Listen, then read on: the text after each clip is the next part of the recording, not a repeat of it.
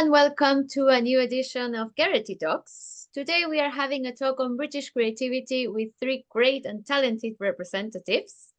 Laura Jordan Bambach, President and Chief Creative Officer of Uncharterd Studio. Sachini Imbuldeniya, Co-founder and CEO at House of Oddities. And Higgs, Executive Creative Director at Dentsu Creative. Welcome and thanks for joining us today. Thank you. So let's start by introducing yourselves and tell us a little bit more about your roles and companies. Sue, would you like to start? Absolutely. Hi, thank you for having me. It's very exciting to be here with the Gerety Talks. My name's Sue Higgs. I'm Executive Creative Director of the UK.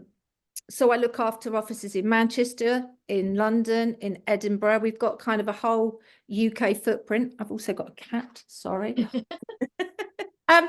And yes, so I've got a department of quite a large footprint of a department, and it's great because we can draw on all sorts of skill sets for all the different kind of clients that we have. We work a lot in Europe as well, so it's a really kind of multi-talented, multi-skilled kind of creative department of a really interesting shape. Yeah, and I kind of try and look after them and keep them all on track and make sure they're all doing brilliant work, of which they seem to be doing so far. So yeah, it's a great department. Laura, would you like to go on? Hi, I'm Laura JB. I am founder and chief creative officer of Uncharterd. Most recently, past president and chief creative officer at Grey. But I'm a little bit of a serial entrepreneur and have set up a brand new, I guess, kind of an agency of the future. Like if you were going to start an agency now, what would it look like? What would it look like built on all the fantastic technology that's available to us now? And also what would it look like in terms of my enormous passion, which is the more diverse, the more interesting the people on the briefs, the better the work. So rather than pulling people into somewhere and then cutting their corners off, actually what we're trying to do is to build a community of really interesting, very different people to help us answer client briefs. So hi, I'm Sachini Imbuldeniya, and I think me and Laura are very aligned in what we're doing, weirdly. So I'm currently the co-founder and CEO of House of Oddities, which is also a new full-service creative and content agency. And we're built on the principle that difference makes a difference. And we're basically a home for all the kind of people that don't feel like they fit into, let's say, traditional agency life. So yeah, we'll get into more of both your companies later, but let's start with a little bit about British creativity. In a short video recorded in an advertising festival last year by Campaign magazine, several British creatives describe British creativity with words such as witty, disruptive, dry, understated humor with an intellectual and strategic power, intelligent, eccentric, stylish, and punk is not dead. Do you agree with these statements? What do you think makes British creativity stand out as different from others? I mean, I 100% agree that punk is not dead, but it's maybe just not in every single corner of the industry. Look, I think everything that is said about British creativity can be true and is true at its best. And I think we've all, the three of us, worked on and seen amazing examples of work where that is the case. And it is got a dry sense of humor and it is really interesting and it is really, you know, treating the audience with some level of intelligence and respect. And then there's also, as with every market, a bunch of stuff that's not. And I think my passion for British creativity is more of that good stuff and less of the other. Yeah, I totally agree. I think the brilliant thing about, I mean, we're on an island for a start, this sceptred isle, and we're kind of a bunch of weirdos, but we've got some brilliant influences as well. We've also got a very antiquated now class system, which bred a load of eccentric people who did really crazy things. And we celebrate the individual in a way that maybe a lot of other countries don't in the same way. We love a weirdo in the nicest possible way. We celebrate them. And I think from that, we've cultivated humor, we've cultivated insight, you know, we've cultivated a sort of weird way of looking at things. You know, there was a great ad years ago with oh God, what's his name, that did the BA ad. Do you remember the guy? PJ O'Rourke, was it? And he came over, he goes, you Brits, you take a herbal infusion, a cow juice in it.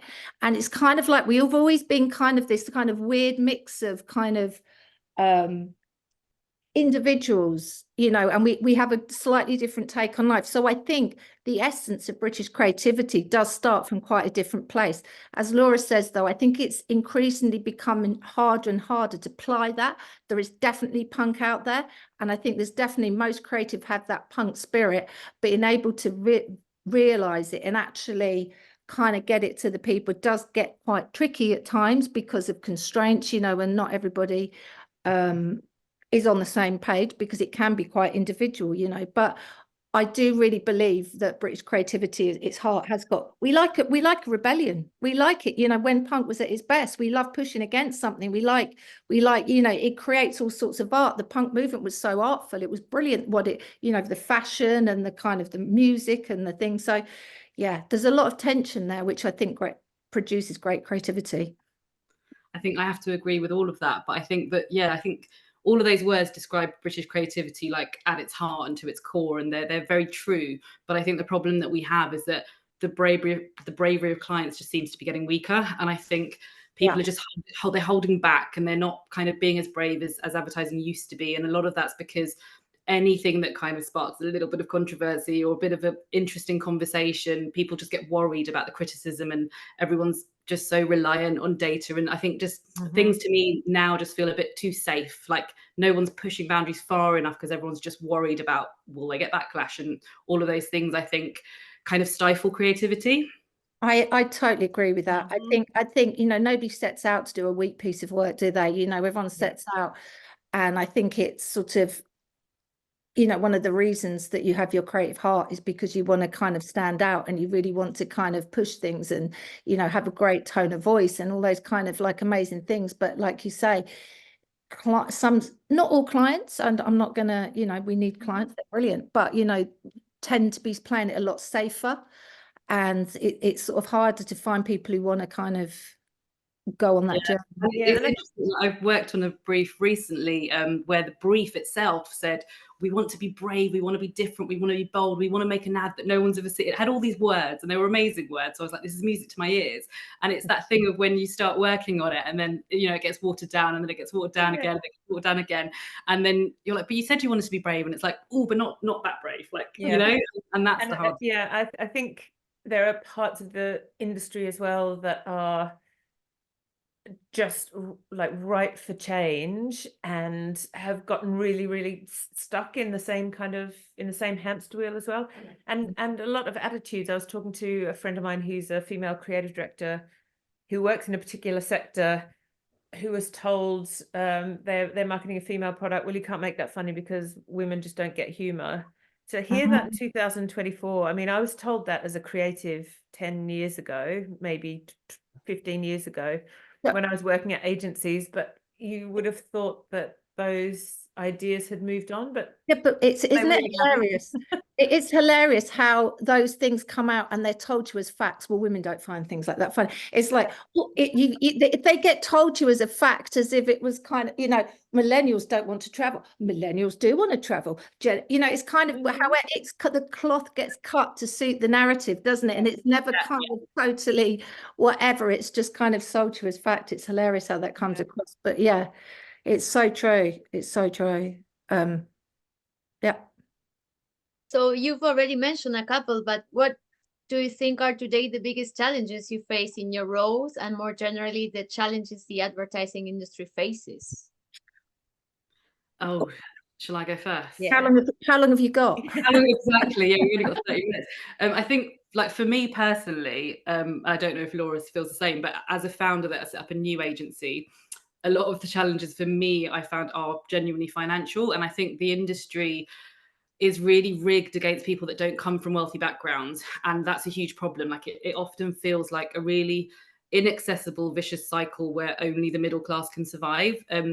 it's simple things like, in order to get access to briefs, you know, we're told that we have to pay a monthly subscription to intermediary companies, and in order to enter the awards we have to pay like extortionate fees, and if we get shortlisted for those awards we then need to pay for a table to collect them, and if we make brilliant creative we then need to pay for subscriptions to the many publications like Campaign and Shots and LBB so that they can then write about it.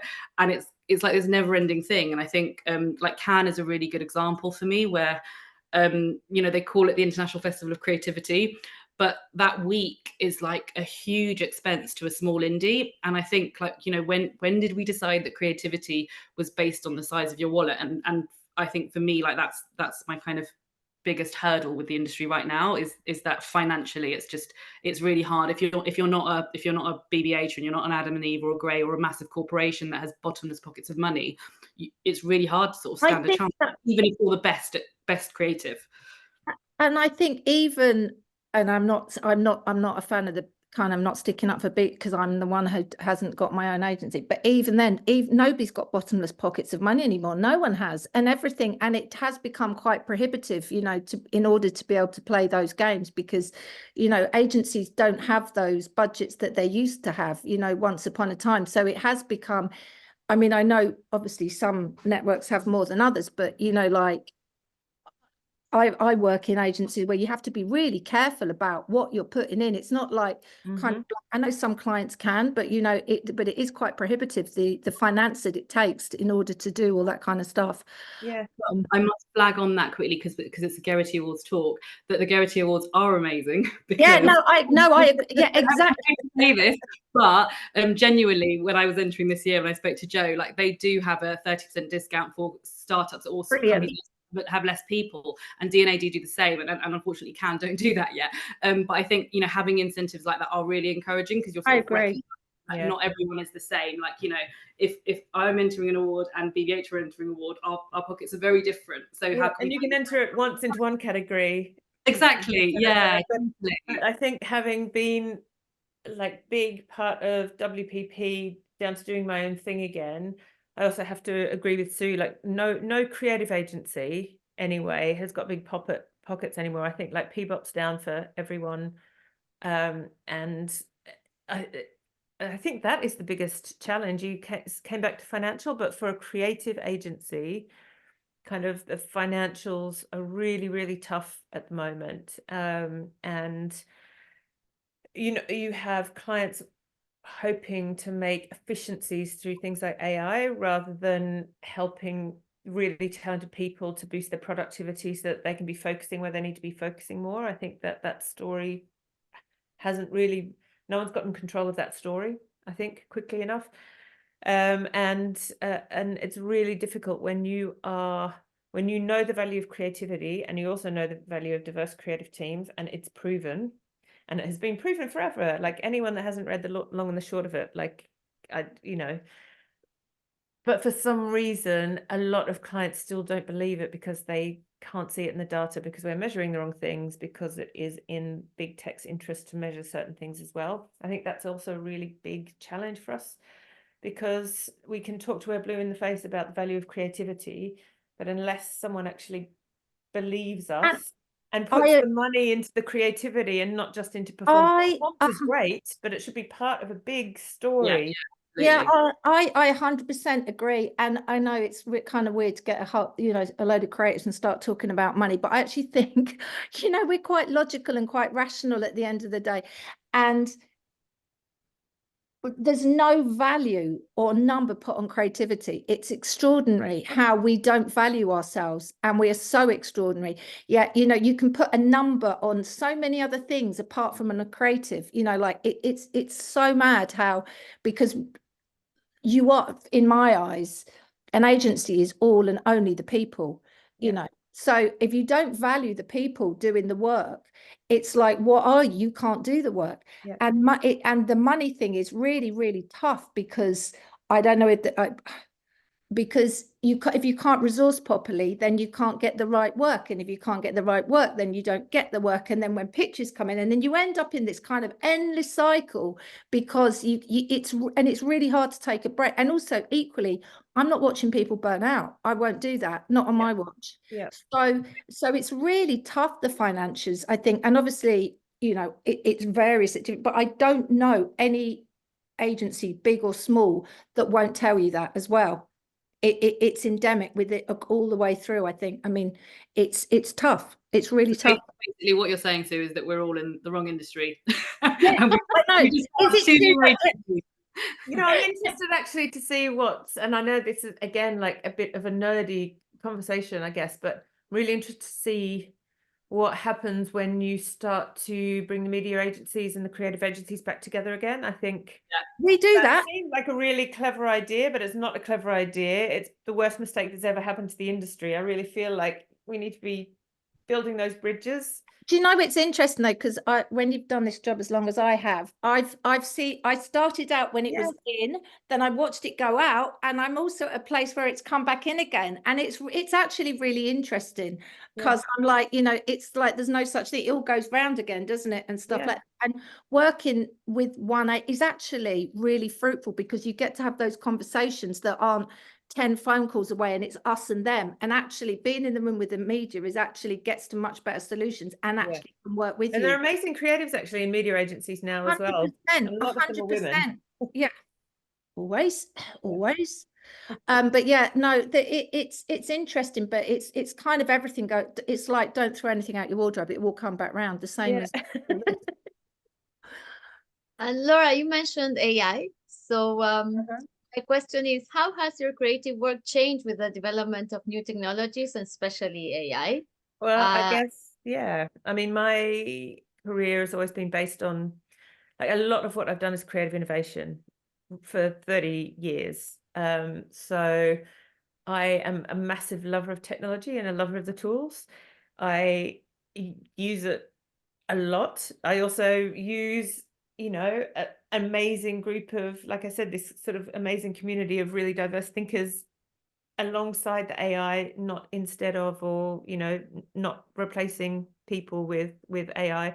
I think where AI is actually really interesting for agencies isn't necessarily in the output.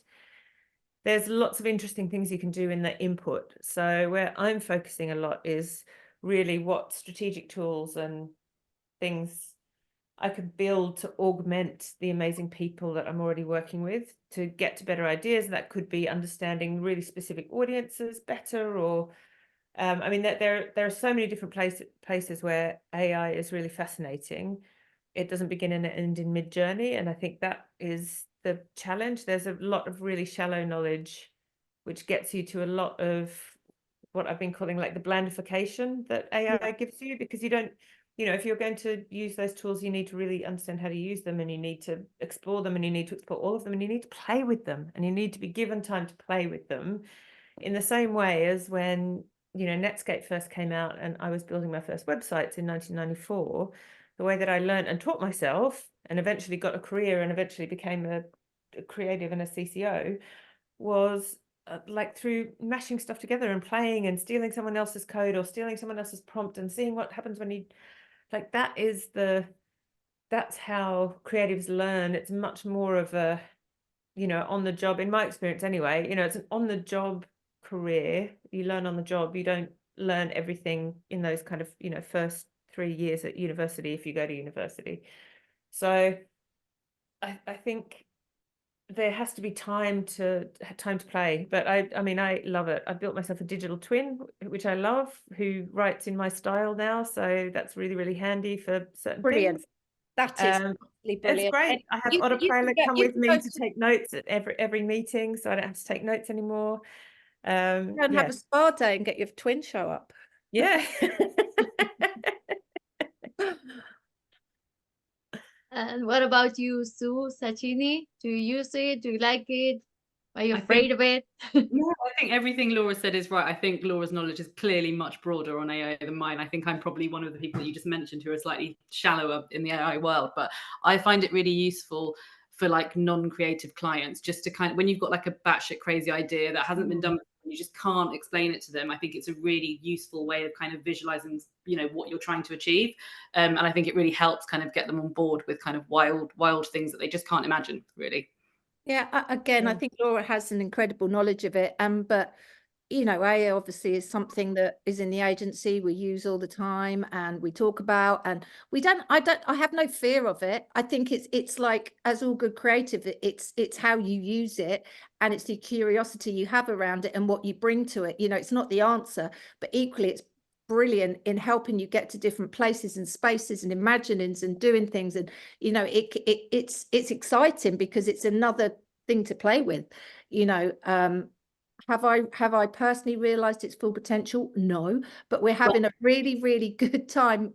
You know, we chat about it all the time and people show me things and the way things are coming to me. I find it exciting, you know, because it's just another reimagining of things we've always done from way back in time, when people doing cutting up things and putting them on photocopiers, or they were searching stuff up, you know, like it's just another way to realize you're crazy and put things together. So I think it's exciting. And I think we're all going to walk away and try and build a twin now. So yes. or commission Laura to build us one, because she's going to have a little bit more knowledge. And Laura, you mentioned some things about your new agency in the beginning. You launched your new agency, Uncharterd, and you explained, we got together at the outset of 2024 and asked ourselves and lots of others what an agency would look like if we could start it again from scratch. So what was your answer to that? Well, first of all, I would say what it looks like is working with two really amazing women who are lifelong friends and previous colleagues in different guises, who have the same like passions. We share the same values. Who, like, the three of us, really, when we got together, we sat down and we were so frustrated, going, you know, that there is so much to change in the industry, and then literally it was over a drink. Why don't we just be the change we want to see and do it? So I think it is taking the best of what the three of us have learned and putting it together. It is building on the back, like I said, of really good technology and amazing tech partners. So we've gone out and found amazing tech partners. We've got a brilliant production partner in Territory who've been fantastic, which means that we can just build and make stuff and make it beautiful.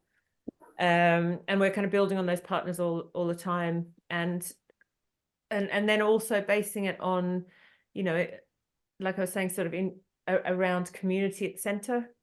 And Sachini, I absolutely love what you're doing, because it is so close to my heart as well, like building off an amazing group of fantastic people who may or may not have really felt like there was a place for them, or for whatever reason have not been given the opportunity or what have you, and bringing them together in really interesting ways to make great work, and doing that again through using technology, because technology is great at building the, you know, providing a platform for community.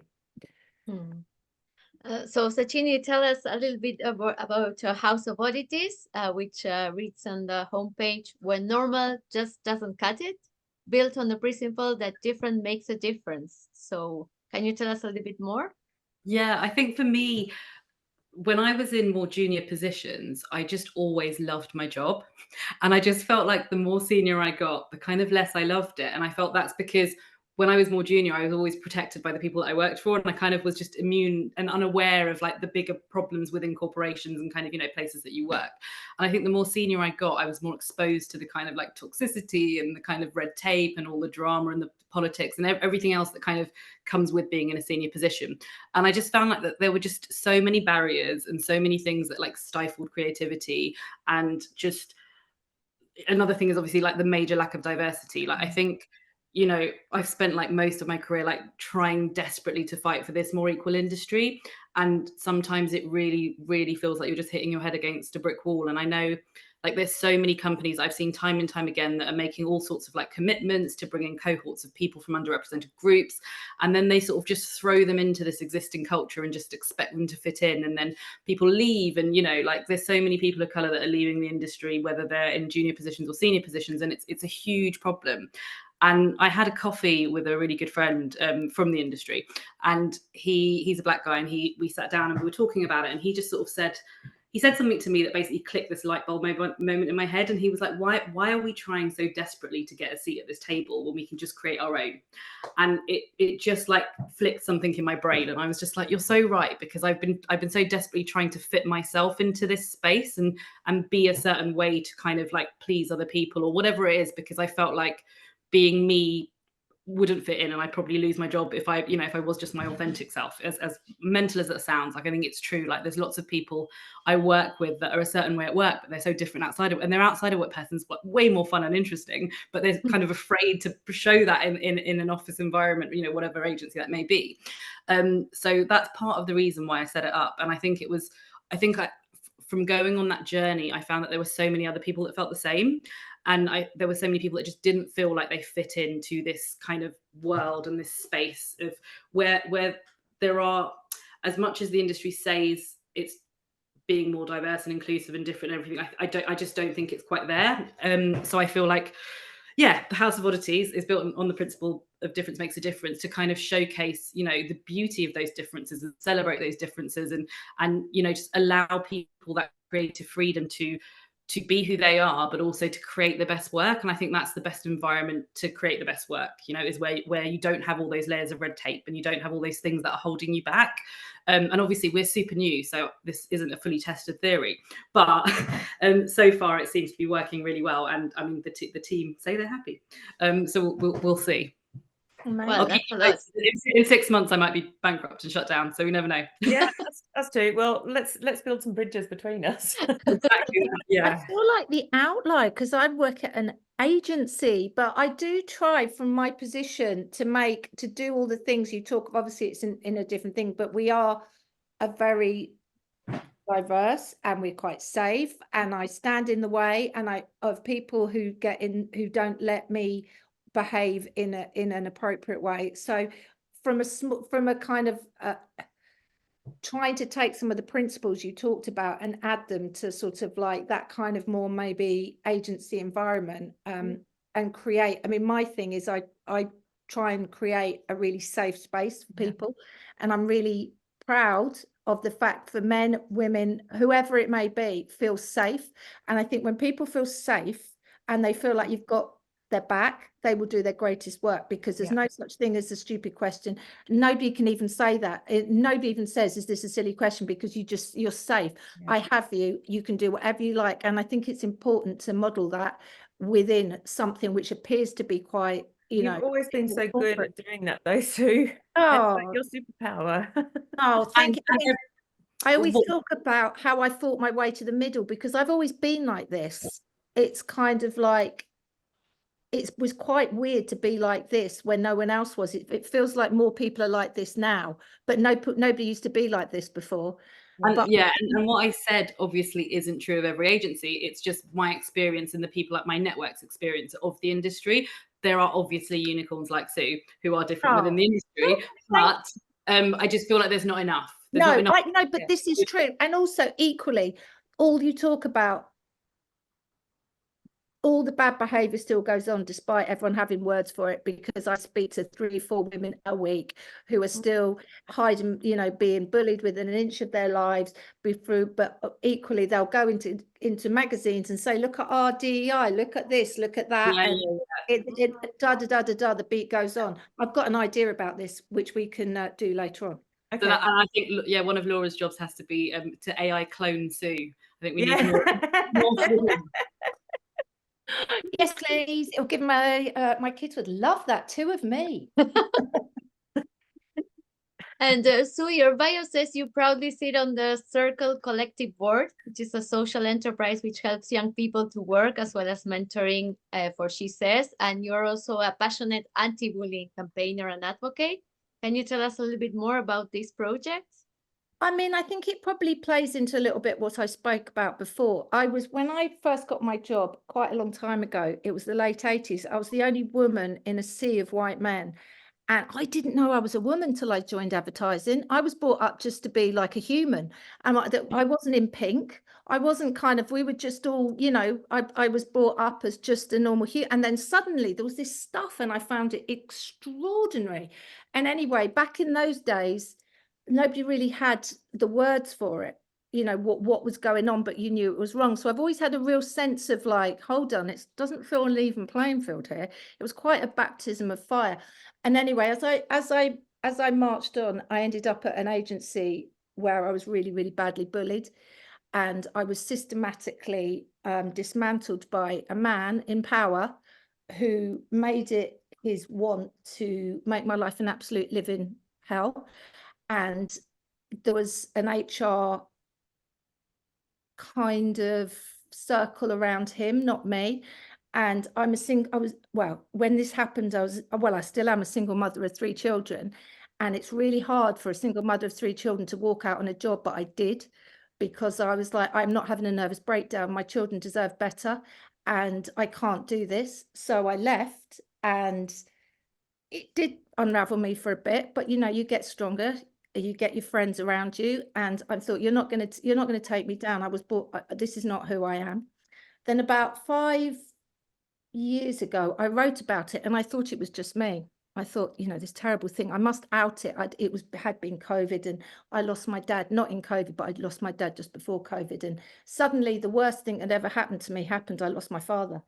And I thought, I need to let go of all this shame and this guilt around being bullied, because I've carried this, I'm not good enough. And yes, it was me, and I've carried this thing. I thought, I don't need this. So I wrote just a LinkedIn post, and it was like tapping into this like vast kind of thing I knew nothing about. Hundreds of responses, and then Campaign asked me to write about it, which I did. And suddenly all the stories came to me, all these people, these men, women, everybody, predominantly women, but equally men as well. Just the terrible systematic bullying that they'd suffered under the hands of the patriarchal system, which pervades so many kind of firms. And it broke my heart. So I've always been a fan of the people. I will stand in front anybody, because like I said before, we're all and only about people. And I've just made it my kind of mission to be there, to help people, to tell them they're not alone. It's not their fault. There is no shame. And to help people feel that, you know, push it into the light, because everybody wants it in the shade, and it can't be in the shade because that's where it festers. So I'm helping people push it into the light. Anyone can talk to me anytime. I will go meet them. I will call them, whatever it may take, because just to share it is to make people feel that they're not on their own, because I felt my own and I thought it was my fault for so many years. So if there's anything I can do to take that away, that's what I do. So yeah, that's my bullying stance. And the last question to wrap up, what advice would you give to those wanting to start their career in advertising today, with all these challenges and things that are going on? Run. No, no, I would say, like, just to use your voice and stick to your instincts. And I mean, some of that's based on what Sue just said as well. But I think that some agencies can feel quite intimidating to work in, like, especially when you're new to it. And I remember when I started out, I was just so like grateful to get a foot into the door that I spent literally the next 6 years of my career pretty much keeping my head down, staying silent, and just trying to be out of the limelight, because I just didn't want to do anything or say anything that might risk me losing this job that I loved. And it sounds crazy when I say that to myself now, but that's how I felt at the time. And it's weird because I sort of soon came to realize that most of the senior people that I was working for didn't always actually have the right answer. And most of them were actually winging it themselves. And you just don't sort of realize all those things. So I just think like the industry just desperately needs all of these kind of fresh perspectives and these fresh voices. And I think, you know, like the next generation are so important. And like, I just finished judging D&AD New Blood, and like, honestly, some of the pitch decks that I saw were better than people that have been in the industry for like the last 20 years. And I was like, who are these kids? Like, they're amazing. So I just think, I think, you know, don't let anyone feel like your voice isn't important just because you're young or you're new to the industry. That's my advice. Brilliant, utterly brilliant advice. Yeah.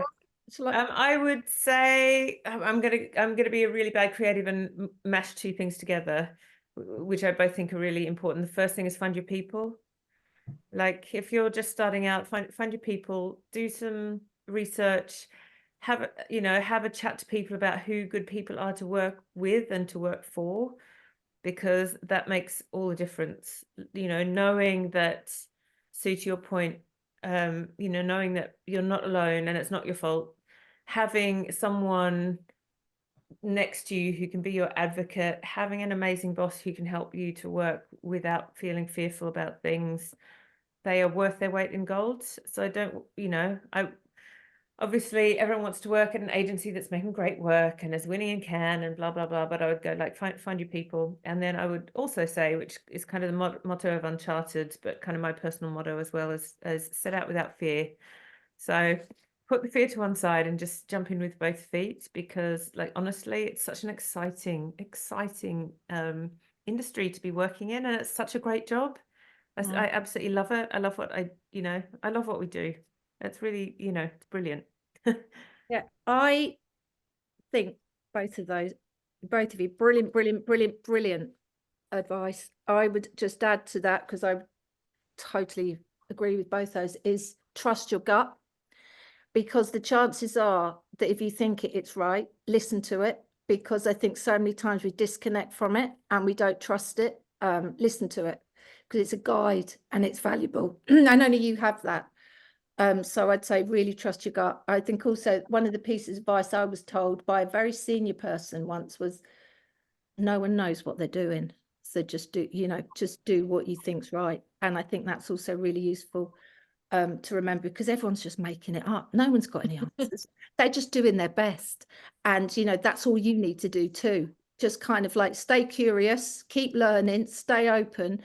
And just be kind also, because kindness goes a long way, honestly. And sorry, all this advice is, kindness isn't a weakness, it's a strength, and it's your superpower, because it shows that you can be resilient, and it doesn't hurt.